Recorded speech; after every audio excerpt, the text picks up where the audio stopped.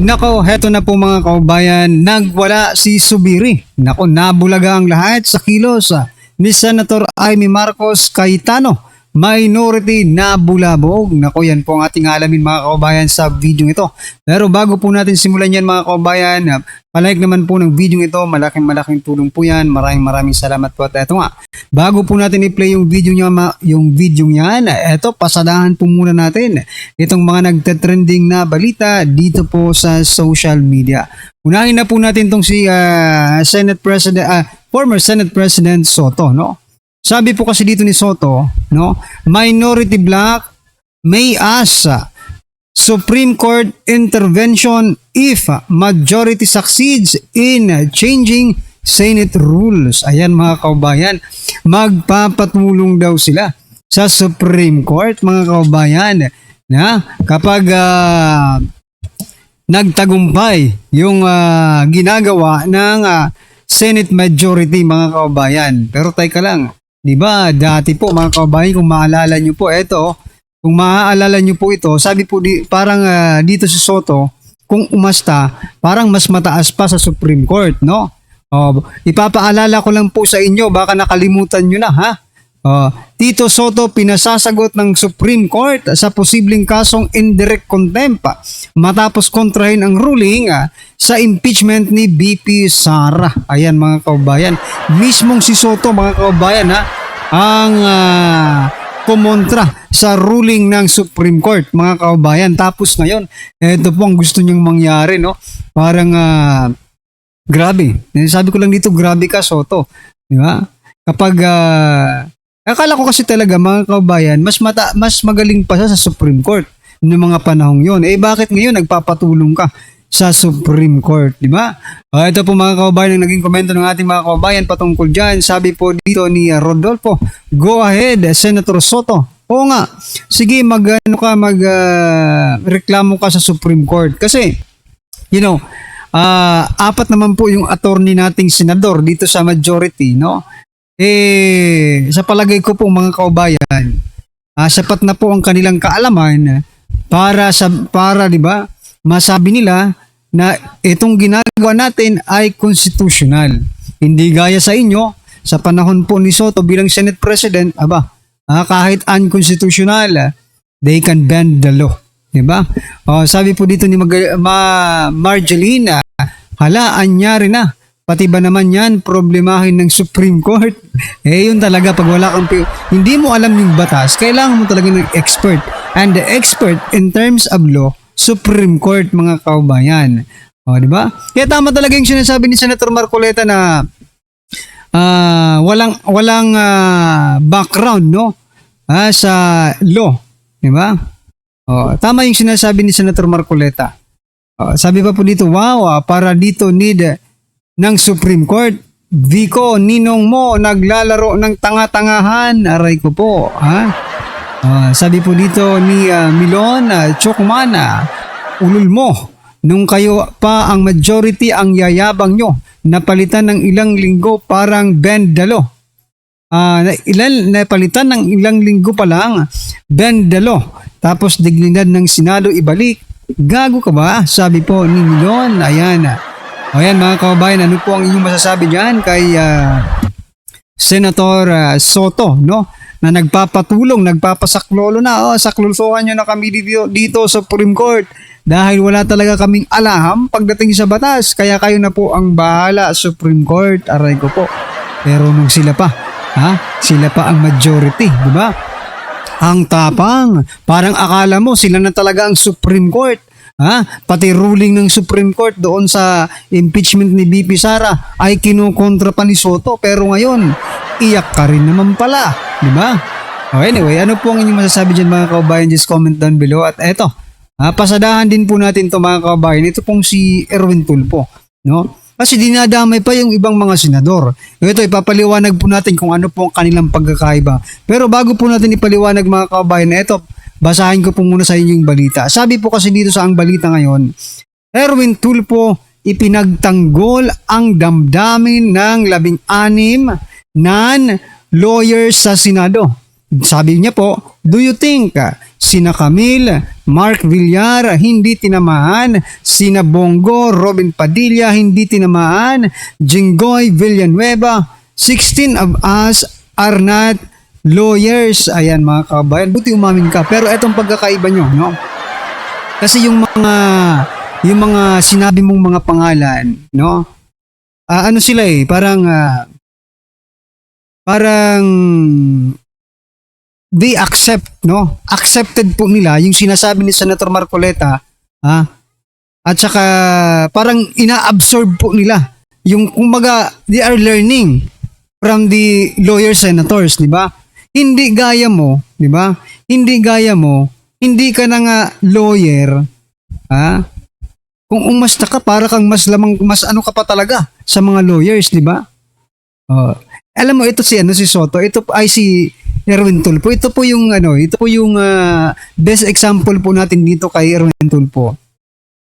Yung baso, no, pag linagyan mo ng tubig, yung punong-puno ng tubig, tapos dinagdagan mo pa, hindi na niya ma-accept yun Kung baga pride na yun pride na mga kabayan. Sabi niya, journalist ako. Diba? Ano ngayon kung journalist ka? Malaki ang pagkakaiba ng journalist sa abogado, mga kababayan. Ang journalist, expert po yan sa pagdating sa pagbabalita. Yung mga straight, yung mga good journalist, good practitioner journalist, no? Pero yung mga bad practitioner, ay magaling po yan sa mga envelope mental. Diba? Yung mga envelope po, ano sa palagay nyo? Ito na lang, tanong ko lang po sa inyo mga kababayan. Kasi pinagmamalaki niyang journalist po siya. Sa palagay niyo po mga kababayan, ito po bang si Erwin Tulfo ay posible nating maituring na bayarang journalist si Erwin Tulfo? Kayo na lang pong sumagot mga kababayan, no? Pero balik po tayo dito sa lawyer na ito, di ba? Talagang tinamaan ka lang at nasaktan ka. Yun ang nakikita ko dito, no? Kasi akala mo kasi mas magaling ka pa sa mga abogado, di ba? And you cannot accept the truth that you are not a lawyer, di ba? Wala ka talagang background pagdating po sa batas. Iba po kasi yung journalist sa abogado. At gaya ng sabi ko nga, nasaktan ang mamang ito. Doon sa sinabi ni Senator Dante Marcoleta. Bakit yung iba hindi naman nagsalita? Di ba? Yung iba hindi naman nagsalita dahil alam po nila that they can get something, no? Makakakuha sila ng kaunting kaaralan, di ba? Doon sa mga sinabi or sasabihin ng mga lawyers. They will absorb, no? Eto si Tulfo, hindi na ito magka-absorb. Punong-puno na po ito Punong-puno ng yabang ito mga kababayan. Kaya hindi na po yan mag-absorb, no? Nasaktan dahil tinamaan. Yan po si Erwin Tulfo. At ito po ang sabi ng ating mga kababayan. Sabi po ni Abs, no? Damdamin lang ni Risa Tanas ang ipinagtatanggol mo, koreka. Nahalata, itinitera ka kasi, totoong wala kang alam. Ayan, marunong pa daw sa batas, mahilig mag-bend law. Ang hindi abogado gets mo, Tulfo.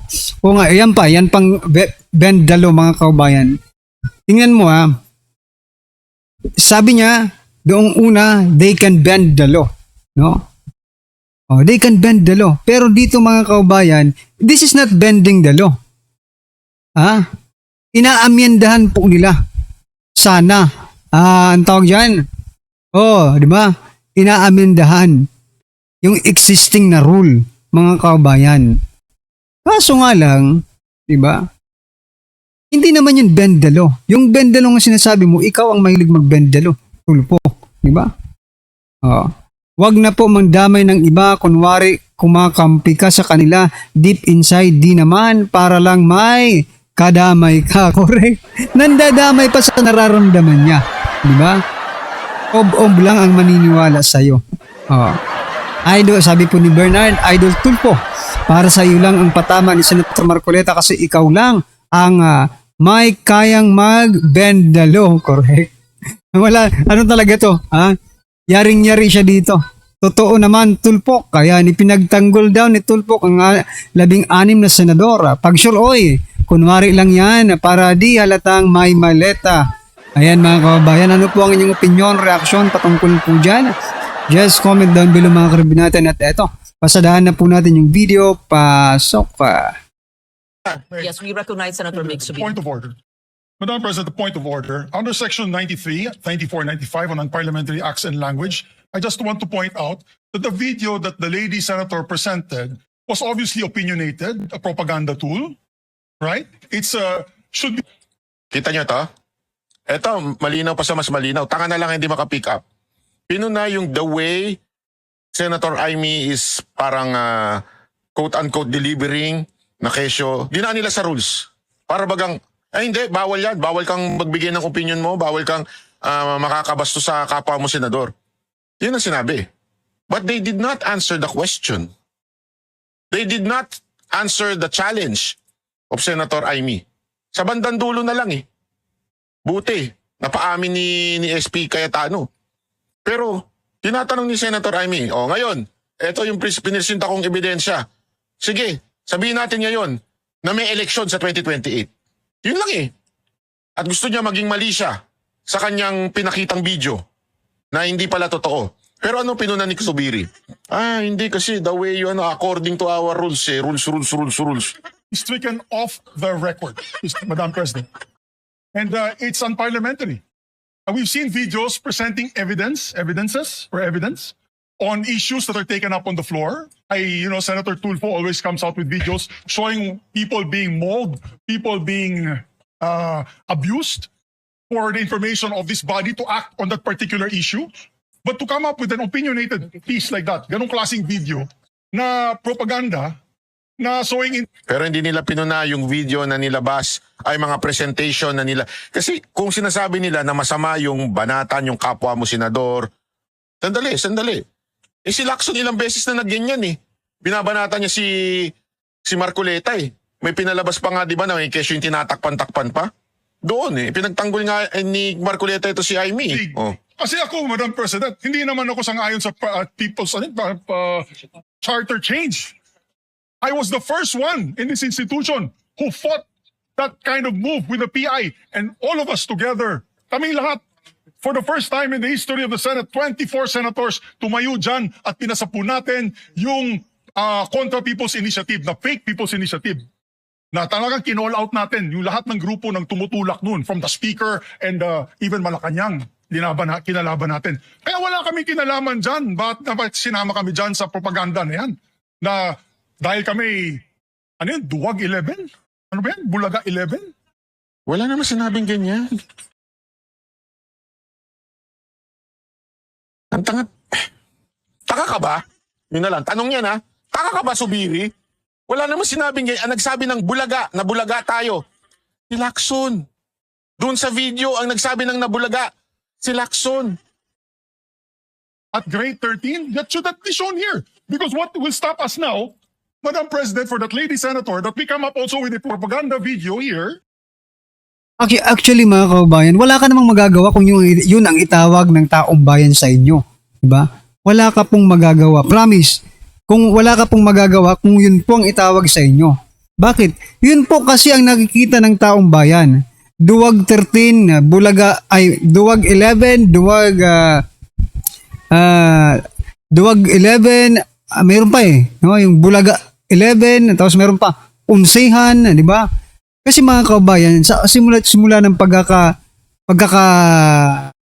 team nila, di ba? Duwag talaga sila. O bakit? No? Nagsialisan eh. Nung nagkaputukan, before magkaputukan nagsialisan na. Sinong hindi magsasabi mga duwag kayo? Diyan pa lang masasabi mo ng duwag talaga kayo. And wala kang magagawa because that is the criticism of Filipino people, no, ng taong bayan, no, and you deserve to be criticized, no.